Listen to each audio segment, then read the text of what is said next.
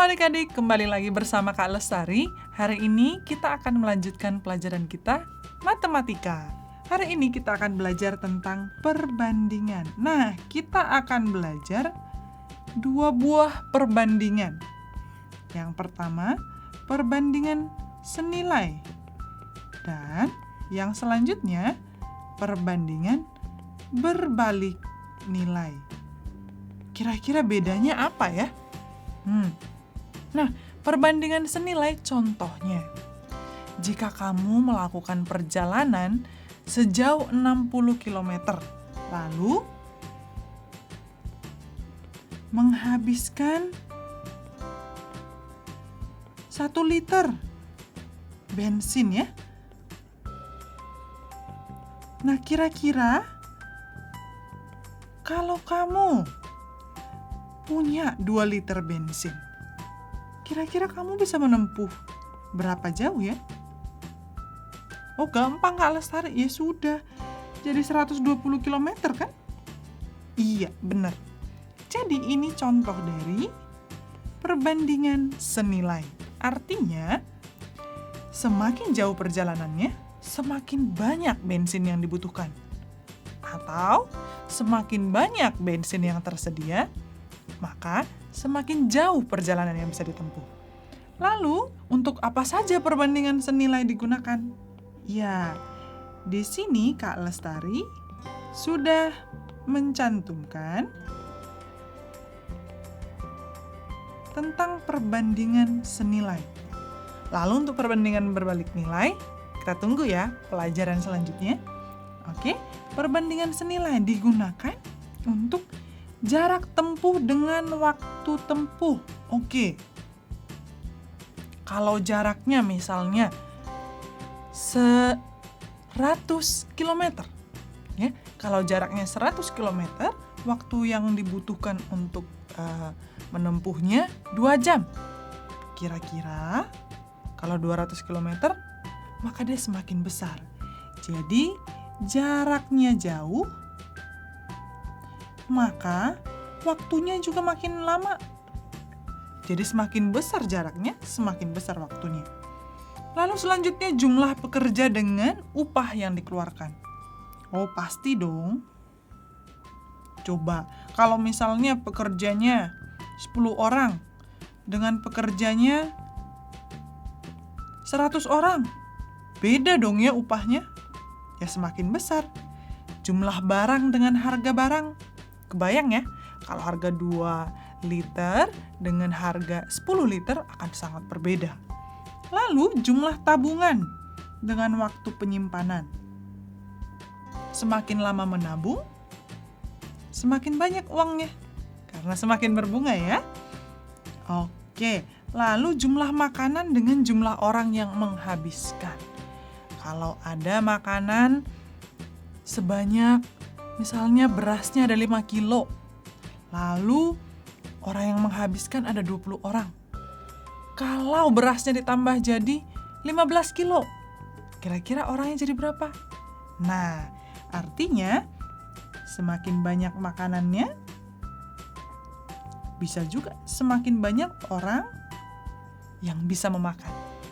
Paham ya adik-adik? Supaya lebih paham, kita lihat contoh soalnya. Contohnya, harga barangnya yang tadi. Harga 2 buah buku tulis adalah Rp5.000. Berapa harga yang harus dibayarkan untuk membeli 20 buku tulis? Kita tulis dulu ya. Di sini buku, sini harganya ya. Harga 2 buah buku Rp5.000. Lalu, kalau beli 20 buku, berapa ya harganya? Nah, karena di sini kita berbicara tentang perbandingan senilai, maka kita akan coba bandingkan di sini ya. Nah, kita lihat. Perbandingan itu artinya mirip dengan pecahan. Masih ingat pelajaran yang lalu? Ingat ya. Jadi artinya semakin besar atau semakin banyak bukunya, semakin besar harganya. Maka perbandingannya seperti ini. 2/20 sama dengan 5.000 per, katakanlah, X. Ya. Nah, bagaimana caranya kalau sudah seperti ini? Kita bisa kalikan silang ya. 2. Sekarang 2X sama dengan 20 kali 5.000. 2X, 20 kali 5.000 berapa? Iya, 100.000. Yang ditanyakan X-nya. Jadi 100.000 bagi 2. Maka harganya adalah 50.000. Oke, akhirnya kita menemukan bahwa kalau membeli 20 buku, harganya jadi Rp50.000.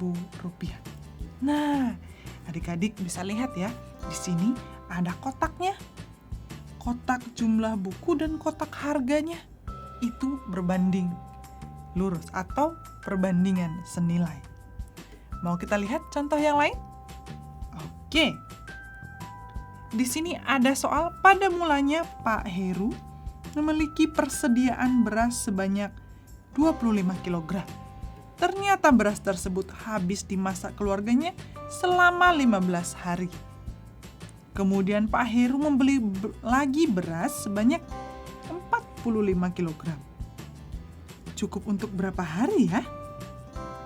Oke, sama seperti tadi, kita cantumkan tabelnya atau kotaknya. Di sini ada banyaknya beras, lalu ada banyaknya hari. Kita cek ya. Kalau berasnya 25 kg, butuh waktu 15 hari untuk menghabiskannya ya. Lalu kalau 45 kg, kita tidak tahu berapa. Nah, perbandingannya seperti apa? Sama seperti tadi, semakin banyak berasnya, maka semakin banyak juga harinya. Kita lihat ya. Jadi 25/45. Jadi yang atas per yang bawah.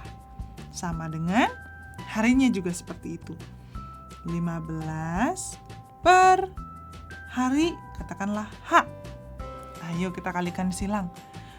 Aduh, angkanya besar sekali kalau lestari. Oke, kita bisa sederhanakan dulu ya, seperti yang lalu. 25 dengan 45 bisa dibagi berapa ya? Iya, bisa dibagi 5. Bagi 5 dibagi 5 jadi berapa ya? 5/9. Oke, jadi 5/9 sama dengan 15 per H. Ayo kita kalikan silang. Kita kalikan silang. Maka 5H sama dengan 15 kali 9. Maka hanya 15 kali 9 dibagi 5. Bisa dibagi lagi? Oh, bisa. Jadi 3. Sekarang 3 kali 9 berapa? 27. Maka 45 kilogram beras dihabiskan selama 27 hari. Ya, jadi kesimpulannya dan jawaban yang kita dapat adalah maka beras tersebut cukup untuk 45 hari. Sudah paham ya adik-adik? Jadi kamu hanya perlu buat tabelnya. Ya, jadi kamu bisa bandingkan banyaknya beras dengan beras, lalu sama dengan banyaknya hari dengan hari. Sama seperti tadi, banyaknya buku per banyak yang lain, lalu sama dengan harga buku yang pertama dengan harga buku yang kedua. Itu dinamakan dengan perbandingan senilai. Supaya adik-adik lebih paham, Kak Lestari akan memberikan tugas ya. Oke adik-adik, selamat belajar tentang perbandingan senilai. Dan jangan lupa tugasnya diselesaikan supaya adik-adik makin jago matematikanya. Sampai ketemu di pertemuan selanjutnya. Bye!